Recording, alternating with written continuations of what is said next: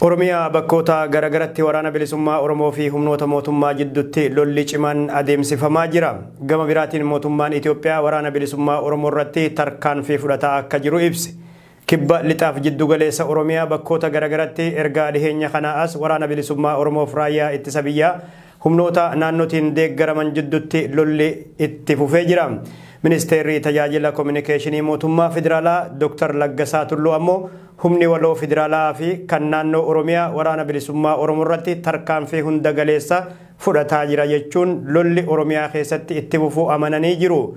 Ministeertichi ibsa haala yeroo irratti arlaalaatan keessatti miidhaa garichi hawaasaa fi qabeenyarraan gahaa jiru qolachuuf mootummaan tarkaanfii cimaa fudhachaa jira jedhan bakkoota bilisa bayanitti ammoo sochiin idilee eegaluu himanii jiru. Ministeertichi ibsi ministeertichaa kun kan mul'isu waraanni bilisummaa Oromoo lafa bilisaa qabatee mootummaa lolaa jiraachuu isaa ragaadha. Mootummaan Itoophiyaa yeroo garagaratti waraanni bilisummaa Oromoo humna shororkeessaa fi hoggansan qabne jechuun waliin dubbatuuf fedhii akkan qabne ibsaa turuun ni yaadatama. Garuu waraanni bilisummaa Oromoo lafa bilisaa qabateen qabu jechuun aangoonni Itoophiyaa yeroo garagaratti waakkataa turan. Gareen finxaaliyyii kun qaamolee Itoophiyaa dadhabsiisuu fi kufaatii biyyattii fedhan kanneen biyya keessa fi alaan deeggaramuu jedhan ministeerri tajaajila kominikeeshinii mootummaa Itoophiyaa Dr. Laggasaa Tulluu garuu finxaaliyyiin kun eenyu akka ta'anii fi qaamota keessa fi alaatiin deeggaraman jedhan kanas ifan goone.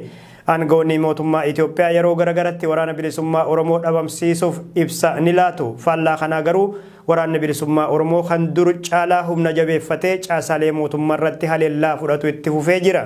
Mootummaan lola kaaba Itoophiyaa nagaan erga xumuree waraana bilisummaa Oromoo irratti lola labsuun nagaa waaraa Itoophiyaa hawwamu kallattii hamatti oofuun balaa hamaaf biyyattii saaxila jedhamee sodaatama.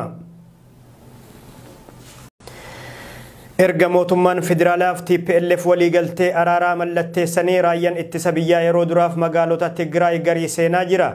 Akka gabaasaa maddeenitti raayyaan ittisa biyyaa magaalaa Addigiraat tan humnoota TPLF jala turte Kamisa kaleessaa seenanii jiru.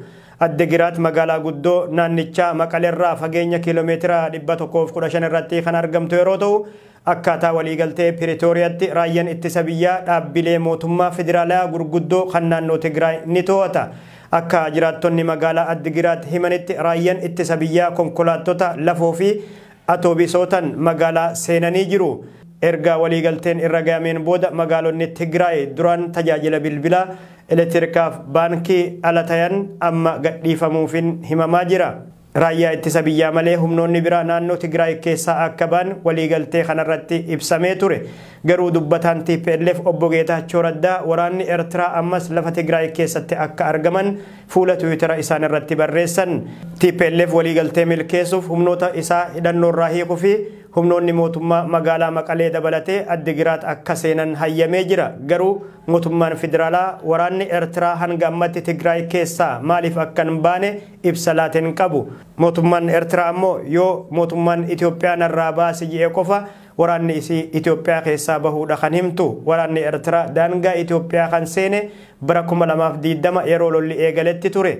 Mootummaan Itoophiyaa fi kan Eertiraa loltoonni biyyattii lola kaabaa keessatti hirmaatu haalaa turanis boodarra garuu muummichi ministeera Abiyyi Ahmad ibsa paarlaamaa irratti laatan keessatti waraanni Eertiraa sodaa nageenyaaf jecha daangaa Itoophiyaa seenuu amanuun isaanii ni yaadatama. Waggaa sadii oliif naannoo Oromiyaa godinaalee adda addaa keessatti sababa rakkoo nageenyaatiin lubbuun lammiilee hedduu galaafatameera. Qabeenyis barbadaa'eera. Namoonni qe'eef qabeenya isaaniirraa buqqifamaniiru jechuun ibsamaa turuunsaa ni yaadatama. Nagaa waarawaan naannoo Oromiyaa keessatti akka dhufuuf mariin nageenyaa murteessaadha jechuun abbootiin gadaa fi abbootiin amantaa ibsanii jiru. Abbaan gadaa Tuulamaa fi barreessaan gamtaa abbootii gadaa Oromoo Goobana Walaarreessoo waraana mootummaaf humnoota hidhatan gidduutti naannoo Oromiyaa keessatti deemsamaa jiruun jiraattonni naannichaa rakkoolee hedduuf saaxilamaniiru. Gidiraa fi dararamni hedduun uummatarra gahaa jira. Kun xumura argachuu qabaa jechuun ibsani.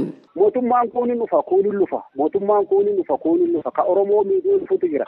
Ka Oromoo immoo amaadif tasgabbii itti kennutu jira. Maal barbaanna sabni Oromoo har'a waan harkaa qabnu tana sirreeffatutu nurra jira. Gatteenyee hayyuudhaan laalamee waaqatee beekaadhaan laalamee waaqatee sirreeffatutu nurra jira. Yoo kana sirreeffachuu baanne gara badiititti deemaa jira. Badii hamatu nu wa'aa jira. Kanaafuu abbootiin gadaa hayyuun achi keessatti yuumni tokkoffaa yuumni lammaffaa hayyuun keenya beekan akkasumas warreen haala ammayyaatiin baratan nageenya irratti faa sirriitti kan baratetu jira. Amma Oromoo keessa oduu nageenyi boora'ee maal hojjetuun akka jiru eega boora'ee immoo akkamitti akka tasgabbaa'uun irra jiru hayyuu hedduutu jira Oromoo keessa. Kanaafuu gatteenyee laallatutu irra jira. Yoo mari'atan maraatuu keessaa baali. Oromoon yeroo ammaa kana sadarkaa irra jiru kana laallee yaa mari'annu dhugaa dheessa jirti akka jee haa barbaannu bakka dhugaan jirti jechuu barbaadetti. Sababa rakkoo nageenyaan wal waraansi naannoo Oromiyaa keessatti gaggeeffamaa jiru kun uummata Oromoo irratti miidhaa geessaa waan jiruuf rakkoo kana furuudhaaf mootummaaf humnoonni hidhatanii bosona jiran gara marii nageenyaatti dhufuudhaan garaagarummaa jiru gar tokkotti yoo deebisan nagaa waaraan dhufuu danda'a jechuudhaan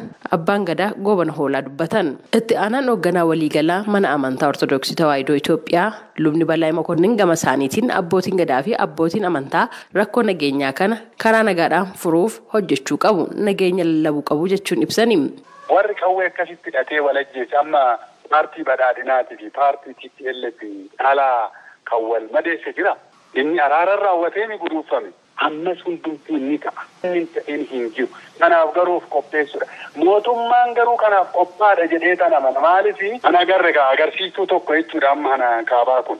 Karaa ijoollee keenyatis karaa warra bosona jiruutis hoolaallee haaluma ittiin walitti dhufantu balballi isaa yookaan immoo ulaasaa sirriitti nuuf galuu dide malee namni araara jibbu jira jedhee yaadu. Namni taa'ee mari'atee too'ii wanna qawweedhaan hiiku san afaaniin mariidhaan hiikuu didu hin jiru jedhee yaada. Kanaafuu nuti wanni jechaa jirru amma abbootii gadaatirra maanguddootarra abbootii amantiitirra nagaa labsuudha. Qaama mootummaa fi warri bosona jirus akka na dhaggeeffatu nan barbaadu. Araaraaf qopheessuun barbaachisaadha. Araaraaf qopheessuudha bakka dhaabbachuu qaba bakka tokkotti wanni hundi bakka tokkotti dhaabbanne hin jiru. Oromoon immoo araaraaf isaati aadaa isaati. Fakkeenyaaf nama abbaa isaa ajjeese wajjin taa'ee araarama gumaa nyaatee nagaa labsuu qaba jira. Abbaan gadaa Goobana Hoolaatti dabaluudhaan paartileen siyaasaa maqaa Oromootiin socho'an hundii fi mootummaan biyyattii hoogganaa jiru akkasumas humnoonni hidhatanii bosona jiran rakkoo nagaa dhabuu Oromiyaa irratti mari'achuu qabu jedhan ummatichaafis fala waan jedhan akeekuu qabu jechuudhaan hubachiisan. Waraanni oboo kun paartiin biyya bulchu paartiin badhaadhinaa kun qaamni kun lamaan akkasumas paartileen biraa saba Oromoo kanaa yaadutu irra jira. Sabni Oromoo kun akkamitti qabsaa'ee as ga'e sabni Oromoo kun maal barbaada kajoo sirriitti yaadutu irra jira. Oromoon diinagdee fi siyaasaan haa ijaaramu gottoo jennu akkamitti haa ijaaramu yoo paartilee siyaasaa kun wal ta'e ka ijaaramu yoo wanna biyya bulchuun kana aangoo biyya bulchuun kana yoo walii qoode ilaa fi ilaadhaan yoo teessoo irratti walii gale yaada walii hoggattoo walirraa fudhate yoo wal jijjiire yoo waan beekan jedhu dhagaye yoo waan hayyuun jedhu dhagaye yoo waan diitti jettu dhagaye yoo san yoo biyyi kun walii gale yoo paartileen lamaan kun paartileen biyya keessa jirtu akkasumas paartileen maqaa Oromootiin dhaabbatan yoo walii gale biyyi kun ammaadii fi tasgabbii argata. Lubni Balaa Mokonnin sababa rakkoo nageenyaatiin lammiilee buqqa'an deebisanii dhaabuu fi deeggaruun barbaachisaa ta'uu dhaamaniiru. Warra waldiddaa kana keessatti miidhame qotee bulaa fi daldalaa jiraataa qofa odoo hin ta'in warrumti waraana keessatti wal booji'ellee wal kunuunsuu qabanii wal jajjabeessuu qabanii namni hamma danda'uun qabaattota qofarraan eeggamu qabaattonni caalaa hojjechuu qabanii kunuunsuu qabanii namni qabaataan taanellee wanna qaburraa kennuu qaba gargaaruu qabnaa baadiyyaattis magaalattis bakka hundatti jechuun barbaada. Abbaan gadaa Goobana Hoolaa fi lubni Balaa Mokonnin akka jiranitti rakkoo hammaataa uummanni bakka rakkoon nageenyaa jirutti dabarsaa jiru waggoota lakkoofseera. Badiin qaqqabes lubbuu namaa galaafateera. Qe'eef qabeenyarraan namoonni hedduun buqqa'aniiru. Kanaaf waldhabdeen kun furmaata hatattamaa yoo hin arganne haalli amma mul'achaa jiru yaaddessaadha jechuun eerani. Gabaasa Sagalee Ameerikaatiif Tsahaay Daamxoo Finfinneerra. Dhimma kanarratti as United States kutaa Minisootaatti kan argamu wiirtuu Toofiq keessatti barsiisaan ta'an Ustaaz Naasir Hamzaa dubbisneerra. Rabbiin subhaanahu wa ta'ala duraan dursee maqaan isaa tokko assalaam jedhama. Assalaam jechuun nagee jechuudha. Abbaa nageeyaati Rabbiin. Rabbiin nagee jaalata, nageellee labsee. Kanaafuu nageenyi gatiin qabu. Gatiin itti madaalamu hin jiru. Gatiin nageeyaa nageeyuma. Biyya san keessatti mootummaafis ta'ee dhaabbilee siyaasaatiifis ta'ee hawaasa keenya gartee kan biyya keessa jiruufis kan ollaa jiruufis kan diyaasporaa jiruufis hundumaaf walumaa galattu nageenya jiraatuun gatii biraa hin qabu.